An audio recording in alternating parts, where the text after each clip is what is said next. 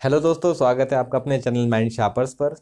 मैं संग्राम आपका पहली बात तो बहुत ज़्यादा धन्यवाद देना चाहता हूँ आप लोग को, सभी को, कि आप लोगों ने कमेंट्स करा और मुझे मोटिवेशन अंदर से मिल रहा है कि शायद मेरा पढ़ाया हुआ आप लोगों को समझ में आ रहा है और आप लोग के डाउट्स में क्लियर कर पा रहा हूँ। तो ज़्यादा समय ना लेते हुए मैं एक बात कहूँगा आप लोगों से कि इसी तरीके से आप लोग अपना प्यार मेरे को देते रहें, इस चैनल को आगे भी शेयर करें। जो भी आपके फ्रेंड्स हैं, जो भी आपको लगता है कि ये वीडियो उन लोगों के लिए ज़रूरी है, उनको शेयर करें। चैनल को सब्सक्राइब करें, शेयर करें, बस यही मेरी आपसे एक छोटी सी विनती है। और जो हमने बेसिकली इसका जो पिछला वीडियो था मोशन का पार्ट 1 उसमें देखा था, तो उसमें हमने देखा था मोशन और इससे रिलेटेड कुछ टॉपिक्स थे उसके बारे में, स्पीड, डिस्टेंस, वेलोसिटी, ये सब। तो आज हम उसी के कुछ आगे के टॉपिक्स देखेंगे इस वीडियो में। तो चलिए बने रहिए मेरे साथ आगे वीडियो में, तब तक के लिए।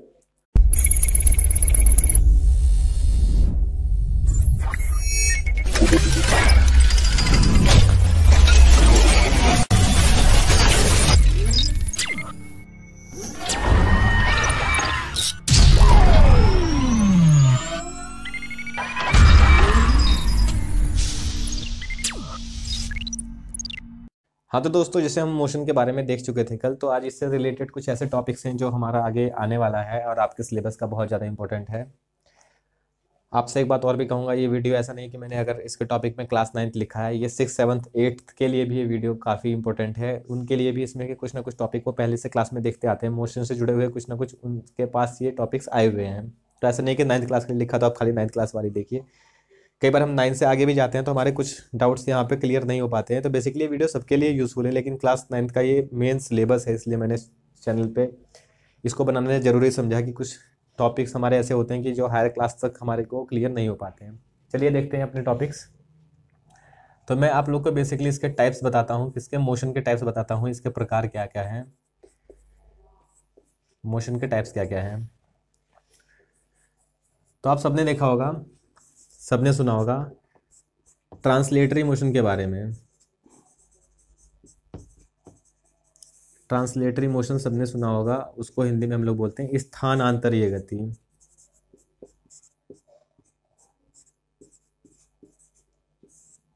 स्थानांतरीय गति नाम से आपको पता होना चाहिए, स्थान में अंतर।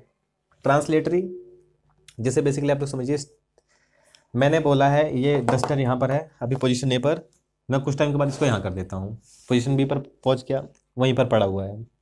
यानी कोई भी वस्तु एक जगह से दूसरी जगह अपनी स्थिति को, यानी अपने स्थान को बदल देती है, स्थान में अंतर आया जाता है। यानी ट्रांसलेटरी जब भी किसी पोजीशन के चेंजिंग होगी, किसी भी ऑब्जेक्ट की पोजीशन की चेंजिंग होगी, उसको हम लोग ट्रांसलेटरी मोशन बोलेंगे। When a object change its position with respect to time linearly. जैसे कोई कार है, ए पोजीशन से बी पोजीशन पर वो मूव करके गई, ट्रांसलेट हो गई, अपनी पोजीशन को उसने चेंज कर लिया। तो बस समय के साथ साथ उसने अपनी स्थिति को, अपने स्थान को बदल लिया है, अपने पोजीशन को चेंज कर लिया है। दूसरा आप लोग का होता है रोटेटरी। रोटेटरी मोशन अभी मैं बताऊंगा, यहाँ पे लोगों को कितना ज़्यादा यहाँ पर डाउट आता है। इसको बोलते हैं आप लोग घूर्ण, घूर्ण गति, घूर्णी गति भी बोलते हैं इसको, कई बार घूर्णी गति बोला जाता है। इसके साथ में एक चीज़ और बताऊँ, दोनों को साथ में बता के चलूंगा मैं, क्योंकि यहीं पर आप लोग के सबसे ज़्यादा डाउट आते हैं। रोटेटरी और सर्कुलेटरी में बच्चे बहुत ज़्यादा कंफ्यूज होते हैं। तो सर्कुलेटरी मोशन क्या है आपका, इसको क्या बोलते हैं आपको हिंदी में, वृत्तीय गति। वृत्तीय गति मैं आपको सिंपल बताऊंगा। रोटेटरी आप सिंपल एक लट्टू को सोच लीजिए, लट्टू सबने ही देखा होगा, जिन्होंने नहीं देखा होगा तो स्पिनर आप लोग देखते हैं, जो आप लोग घुमाते हैं स्पिनर, बहुत से बच्चे लट्टू नहीं जानते होंगे। सर्कुलेटरी मोशन जैसे सिंपल आप समझ लीजिए कि किसी बैल को खूंटे से बांध दीजिए, रस्सी से, तो बैल क्या, अगर आगे जाने की कोशिश करेगा तो खूंटा उसको क्या करेगा, सेंटर में लाने की कोशिश करेगा, सेंटर में ही उसके चारों तरफ घूमता रहेगा। लेकिन अगर गलती से रस्सी टूट गई या रस्सी खुल गई तो क्या होगा, वो आगे चला जाएगा। ऐसे ही हम लट्टू को देखते हैं। तो बेसिक इसमें जो डिफरेंस मैं बताऊंगा कि जहां आपका जो एक्सटर्नल फोर्स है वो हटने के बाद भी बॉडी सर्कुलर यानी घूमती रहेगी गोल गोल, उसको बोलेंगे रोटेटरी। जैसे लट्टू जब आपने फेंका, आपने अपना फोर्स हटा लिया, वो सर्कुलर अपने एक्सिस के चारों तरफ घूमना, यानी मेनली कोई बॉडी अपनी एक्सिस के चारों तरफ घूमती है, सेंट्रल एक्सिस के, बिना एक्सटर्नल फोर्स के। यानी जब बाहरी बल उस पर लगाना आपने बंद कर दिया, अपने केंद्र के यानी अपनी धुरी के चारों तरफ घूमती रहेगी। लेकिन आप एक पत्थर को बांध लीजिए एक धागे में, तो आप क्या करते हैं, घुमाते हैं, आपका बल उस पर लग रहा है और आपके बल से वो गोल गोल घूम रहा है। जहां आपने अपना बल छोड़ा क्या हो जाएगा, वस्तु सीधी चली जाएगी। तो सर्कुलर मोशन हम कैसे देखेंगे, when a body moves in a circular path under the influence of some external force, वो आपका हो गया सर्कुलर मोशन। ठीक है, तो दोनों में आपको कंफ्यूज नहीं होना है। ये आप लोग का लट्टू वाला एग्जांपल आप सोचेंगे, इसमें बाहर का फोर्स लगाते ही बॉडी सर्कुलर घूमती रहेगी, इसमें बाहर का फोर्स हटाते ही बॉडी सीधी चलने लग जाएगी। ठीक है ना। इसके बाद एक आता है आप लोग का वाइब्रेटरी मोशन। वाइब्रेटरी मोशन जिसको आप लोग बोलते हैं कंपन, कंपन गति। छत पे कपड़े सुखाने का तार आपका 2 पॉइंट के बीच में फिक्स है, आप बीच में से उसको खींच के छोड़ दे, क्या हो जाएगा, वो ऊपर भी जाएगा और नीचे भी आएगा, ऐसे वाइब्रेट होगा। यानी when body moves to and fro up and down between two fixed point, दोनों फिक्स पॉइंट के बीच में बॉडी अप एंड डाउन होता है वो। इसी से मिलता जुलता आपका आता है ऑसिलेटरी मोशन।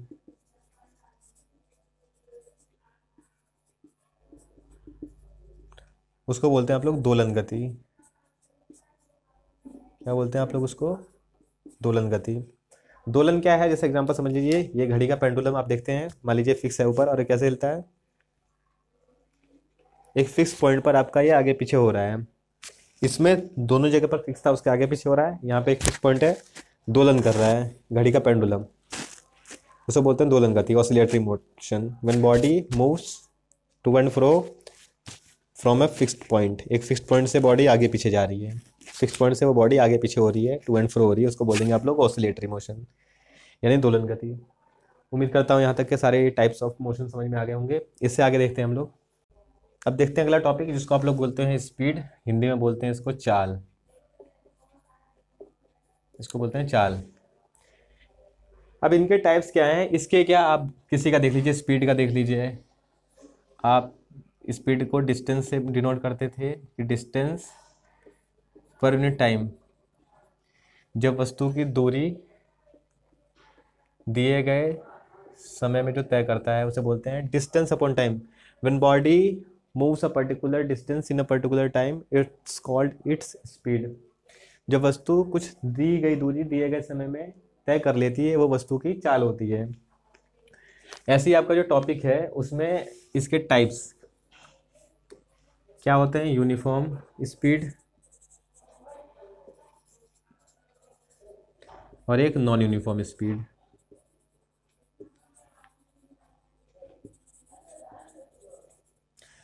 मैं आपको एक बात बता देता हूँ, जैसे ये 2 टॉपिक पे हमारे सारे डेफिनेशन आएंगी, uniform speed, non uniform speed, uniform acceleration, non uniform acceleration, uniform velocity, non uniform velocity. ये 2 वर्ड का मतलब आप समझ लीजिए कि यूनिफॉर्म जब भी आता है, पहले हम दोनों वर्ड का मतलब समझ लेते हैं, इसके बाद आप डेफिनेशन सारी खुद से बना सकते हैं। यूनिफॉर्म का मतलब होता है एक समान, यानी एक जैसा, सारी चीज़ें एक जैसी होंगी। और नॉन यूनिफॉर्म का मतलब होता है आपका असमान, जब वस्तु या कोई भी घटना एक समान नहीं होगी, असमान होगी, जब कोई भी घटना असमान होगी। जैसे समान कब होगा, हमारे हाथ की उंगलियां असमान है, छोटी बड़ी हैं, तो उसको बोलेंगे असमान। ठीक है, जैसे और आप क्या ले लीजिए, आप फॉर्क, जो चाउमीन खाने वाला चम्मच होता है, उसके सारे क्या होते हैं, ऊपर के जो फॉर्क के कांटे निकले होते हैं सारे बराबर होते हैं, कंघी जो होती है कॉम, उसके सारे जो टीथ्स निकले होते हैं, दांत जो होते हैं, सारे क्या होते हैं, बराबर होते हैं, एक जैसे हैं, एक समान देखने में लगता है। ऐसे समझ लीजिए जो चीज़ एक समान हो। कैसे, आप समझ लीजिए कि इसमें 2 चीज़ आपको याद रखनी है, समय आपका हमेशा बराबर, यानी टाइम आपको इक्वल याद रखना है, टाइम पे आपका कोई जोर नहीं है। मैं धीरे धीरे अगर अपने हाथ को करूँ कि मैं तेज़ी से पढ़ा रहा हूँ, घड़ी का टाइम अपने हिसाब से चलेगा, 1 सेकंड 2 सेकंड, मैं कितना भी तेज़ पढ़ा दूँ, लेकिन अगर मैं स्लो पढ़ा हूँ तो घड़ी तब भी अपनी स्पीड से चलती रहेगी, मेरी टाइमिंग पे उसका कुछ असर नहीं पड़ रहा है, मेरी अपनी टाइमिंग है, घड़ी की टाइमिंग फिक्स रहेगी। तो याद रखना, यूनिफॉर्म जहाँ जहाँ आपको मिलेगा, किसी भी डेफिनेशन में आपको यूनिफॉर्म मिलेगा, तो आपको बस याद रखना है कि आपका जो टाइम है, जो आपका समय है, वो क्या रहेगा, फिक्स रहेगा, इक्वल रहेगा। टाइम इक्वली बढ़ता है, आपका टाइम इक्वल रहेगा, यानी समय जो रहता है आपका क्या रहता है, बराबर बराबर एक चार्ज से चलेगा वो। नॉन यूनिफॉर्म में भी आपका टाइम क्या रहेगा, इक्वल रहेगा, टाइम को आपको इक्वल लेके चलना है, टाइम इक्वल रहेगा, समय आपका क्या रहेगा, बराबर रहेगा। जो आप उसके साथ जो घटना घट रही है वो ऊपर नीचे हो सकती है, आगे पीछे हो गई घटना, तो उसको आप, अगर वो एक साथ चल रही है वस्तु दिए गए समय में, तो वो यूनिफॉर्म।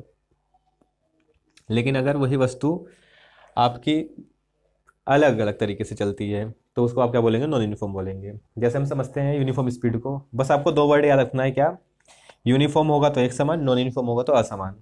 ठीक है, तो हम इसी से समझते हैं क्या,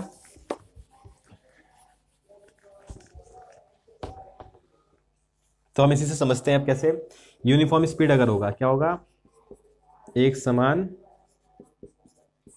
चाल, और ये आपकी असमान चाल। कोई व्यक्ति 1 किलोमीटर 1 घंटे में जाता है तो वो 2 किलोमीटर 2 घंटे में ही जाएगा, क्योंकि वो एक समान चाल से चल रहा है, कांस्टेंट बिल्कुल स्मूथली चलता चला जा रहा है। वो असमान, आपको खाली हाईवे दिखा, आपने तेज भगा दिया, आगे जाके जाम मिल गया, आपकी स्पीड हो गई स्लो, आगे जाके बाइक क्या खराब हो जाती था, चलते हो फिर कहीं ब्रेक लग रहा है, कहीं स्टार्ट होती है, कभी आप एक्सीलेटर दे रहे हो नहीं स्टार्ट हुआ, तो असमान है। जाम में फंस गए कुछ और, खाली सड़क है कुछ और। तो एग्जाम्पल यहाँ पर हो गया कि 1 किलोमीटर अगर आप 1 घंटे में कवर कर लेते हो सके 2 घंटे जाने में आपको 3 घंटा लग जाए। जैसे 1 किलोमीटर आप 1 घंटे में चले जाते हो सके आपको 2 किलोमीटर जाने में 3 घंटा लग जाए, यहाँ पे तो आप 2 घंटे लेट हो गए, तो इसको बोलेंगे असमान चाल। ठीक है ना, जब क्या लिखोगे, when body covers equal distance in equal interval of time is called uniform speed. जब वस्तु समान दूरी समान समय में तय करती है उसको बोलेंगे एक समान चाल। जब वस्तु असमान दूरी समान समय में, समय समान रहेगा, समय बराबर रहेगा, उसको बोलेगा असमान चाल। When body covers unequal distance, distance क्या अनइक्वल है, टाइम तो आपका वही है 1 घंटे में फिर 2 घंटे में। जैसे ग्राफ से समझिए थोड़ा सा, अगर मैं बोल देता हूँ ये आपके टाइम की मैं स्लॉटिंग बांध देता हूँ, ठीक है, ये आपका 1 आवर का स्लॉट है, ये 2 आवर, ये आपका 1 आवर, 2 आवर, 3 आवर। कोई 1 आवर में 1 किलोमीटर चला गया, फिर अगले में वो 2 किलोमीटर चला गया, 3 किलोमीटर चला गया, इसको बोलेंगे समान। लेकिन वही क्या है कि अगर अब कोई चल रहा है 1 घंटे में, वो चला गया 1 किलोमीटर, लेकिन अगले 1 घंटे में वो नहीं जा पाता है, अगले 3 घंटा हो गया लेकिन वो यहीं पर पहुंचा है, यहाँ पर 3 घंटे में यहाँ पहुंच गए, लेकिन आगे उसको जाम नहीं मिलता है, वो बहुत आगे चला जाता है 3 घंटे में, तो ये असमान है। आपका समय तो बराबर बढ़ रहा है लेकिन दूरी आपकी कम ज़्यादा हो जाती है, उसको बोलेंगे आप असमान। ठीक है, इसी बस दो वर्ड को आप लोग याद रख लीजिए, यूनिफॉर्म स्पीड और नॉन यूनिफॉर्म स्पीड की तरह। आपको क्या याद रखना है, यूनिफॉर्म और नॉन यूनिफॉर्म वर्ड का मतलब। इसी में हम अगला टॉपिक देखेंगे वेलोसिटी। वेलोसिटी में आप लोग को बताता हूँ, कल हमने पढ़ा था वेग, इसमें भी सेम आपका यूनिफॉर्म वेलोसिटी और नॉन यूनिफॉर्म वेलोसिटी।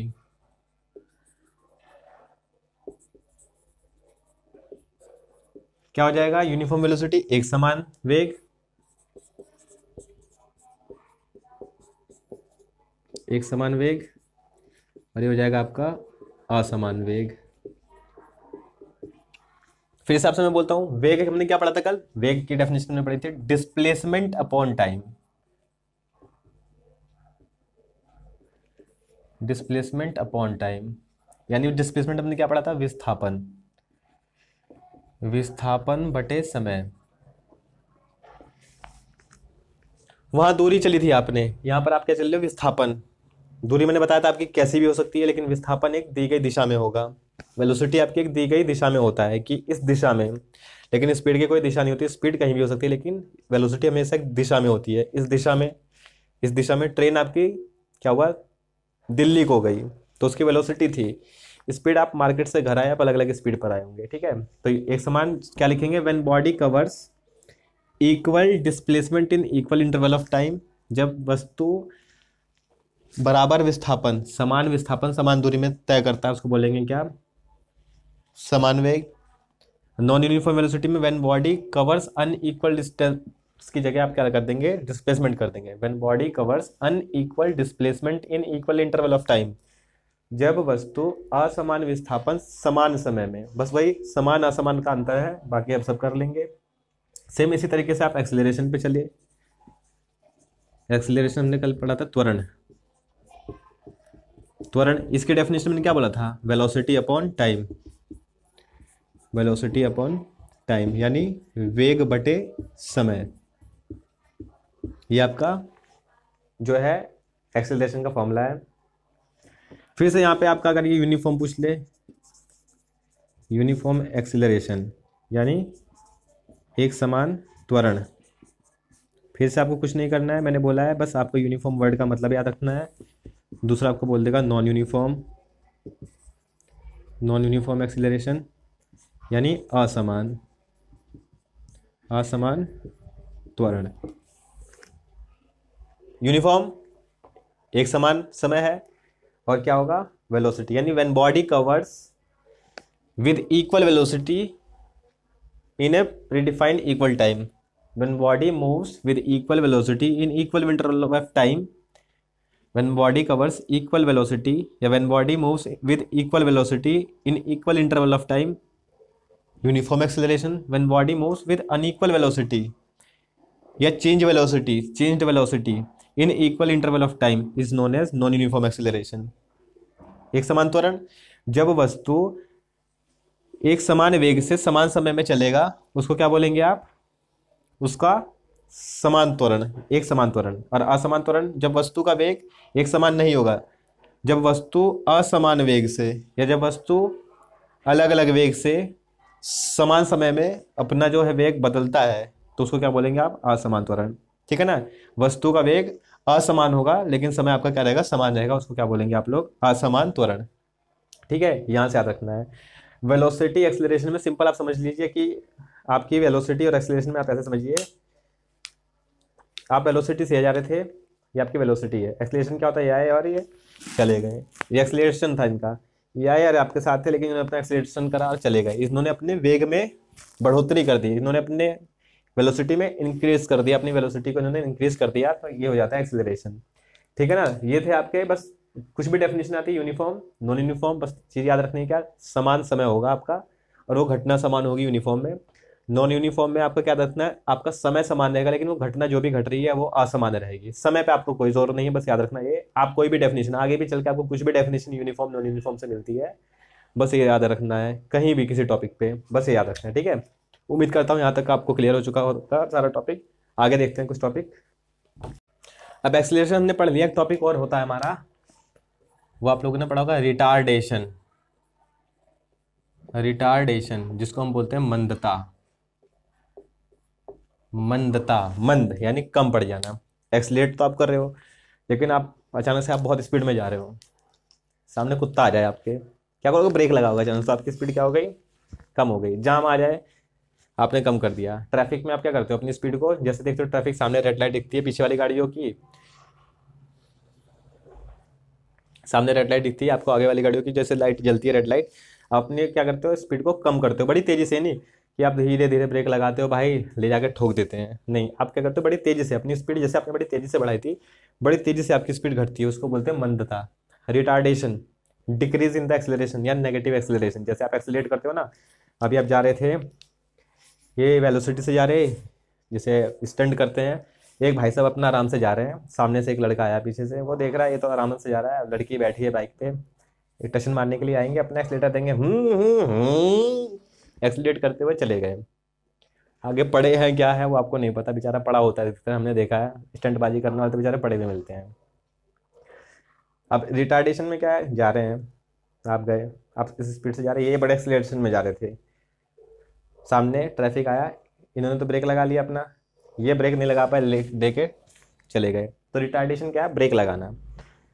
एक्सेलरेशन आपको स्पीड बढ़ाना, रिटार्डेशन आप लोग को स्पीड को घटाना। सिंपल आप अगर ग्राफ से समझेंगे तो वेलोसिटी अगर आपकी इस तरीके से है तो एक्सेलरेशन आपका क्या होता है, ऐसे बढ़ जाता है। वहीं आपका वेलोसिटी अगर डिक्रीज हो रही है ऐसे, तो आपको क्या करना है, ब्रेक बड़ी तेजी से लगाना है। रिटार्डेशन नेगेटिव एक्सेलरेशन होता है आपका, उसी को बोलते हैं रिटार्डेशन यानी मंदता। मंदता में आपने क्या करा, अपने एक्सेलरेशन को नेगेटिव कर दिया है। यूनिट इसकी ऐसा यूनिट भी वही होगी आपकी मीटर पर सेकंड स्क्वायर, लेकिन यहाँ पर जो आपके आंसर आता है वो माइनस में आता है, बस क्योंकि आपकी एक्सेलरेशन में डिक्रीज हुआ है, आपकी मंदता हुई है, आपकी गति में क्या हुआ है, बदलाव हुआ है। तो गति क्या, आपका जो वेग है, गति में नहीं बेसिकली वेग, आपके वेग में बदलाव हुआ है। ठीक है, ये बोलते हैं मंदता यानी नेगेटिव एक्सेलरेशन। इसको दूसरे नाम से भी हम लोग जान सकते हैं, ये होता है आपका नेगेटिव एक्सीलरेशन यानी ऋणात्मक त्वरण। यानी जब आपका त्वरण क्या होगा, ऋणात्मक होगा, घट रहा है, तो उसको बोलोगे आप रिटार्डेशन। ठीक है। हाँ तो दोस्तों इस वीडियो में हम यहीं तक बात करेंगे।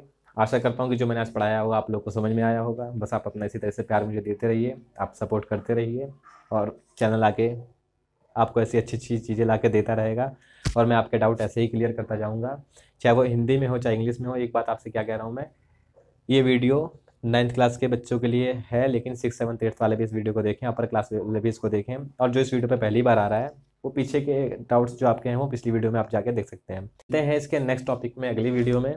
तब तक के लिए थैंक यू, और आप लोग अपना प्यार मेरे पे ऐसे बनाते रहें। Thank you.